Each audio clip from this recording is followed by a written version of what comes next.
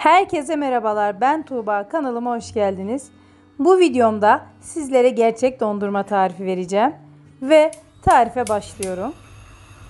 1 litre sütü tencereye koydum ve ocağa alıyorum.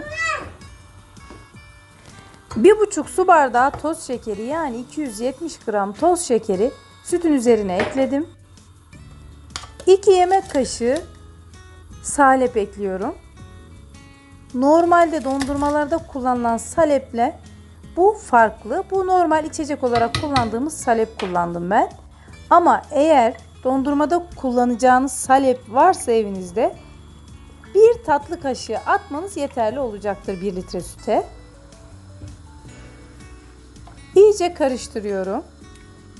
Ve sütüm kaynayana kadar karıştırmaya devam ettim. Kaynadıktan sonra da yine karıştırıyorum. Kaynadıktan sonra ocağın altını orta sıcaklığa düşürdüm ve bu şekilde karıştıra karıştıra tam 15 dakika pişirdim. 15 dakika pişirmiş olduğum sütün üzerine 200 ml sıvı krema ekliyorum.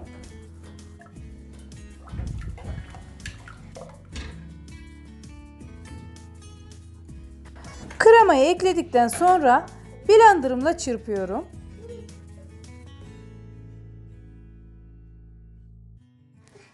Ilıyan dondurmamı kabıma aldım ve üzerine streç film kapatıp 4 saat beklemesi için buzdolabına atıyorum. İlk 4 saati bekledi ve 4 saatten sonra kıvamını görüyorsunuz. Kenarlardan hafif donmaya başlamış. Yine blenderımla iyice 2 dakika tam çırpacağım ve tekrar 4 saat beklemesi için dolaba kaldıracağım. Kapatıyorum. Ve yine buzluğa 4 saatliğine atıyorum. 4 saat sonra tekrar çıkardım dondurmamı. İyice donmaya başlamış. Yine 2 dakika blenderla çırpıyorum.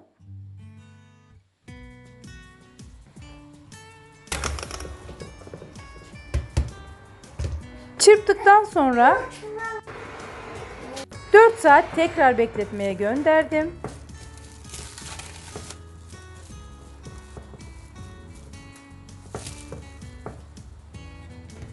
Bu çırpmamızın amacı buzlanma olmaması için, gayet güzel dışarıdaki dövme dondurmalar gibi olması için arada çıkartıp bu şekilde çırpmamız gerekiyor. Ve yine blenderımla 2 dakika kadar çırpacağım. Bu arada dondurmam koyulaşmaya başladıkça kabım küçük gelmeye başladı. O yüzden dondurmamın birazını başka kaba geçireceğim. Yine 2 dakika çırptım. Kıvamını görüyorsunuz. Dediğim gibi birazını başka kaba ayırdım. Çünkü kabıma fazla geldi. Artık streç filmi kapatıp tam 6 saat buzdolabında bekleteceğim.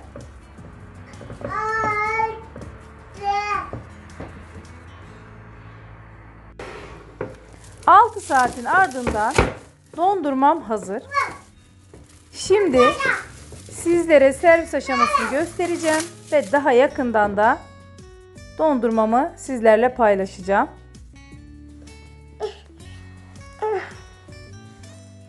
Çok güzel, kıvamı da tadı da harika olan bir dondurma tarifi. Mutlaka deneyin ve lezzetine bakın. Sıcak yaz günlerinde gerçekten içinizi serinletecek bir tarifle karşınızdaydım.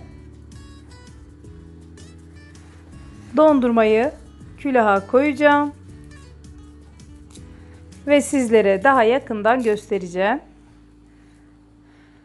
Zaten dondurmanın güzelliği kaşıkla alırken bile belli oluyor. Mutlaka deneyin ve lezzetine bakın.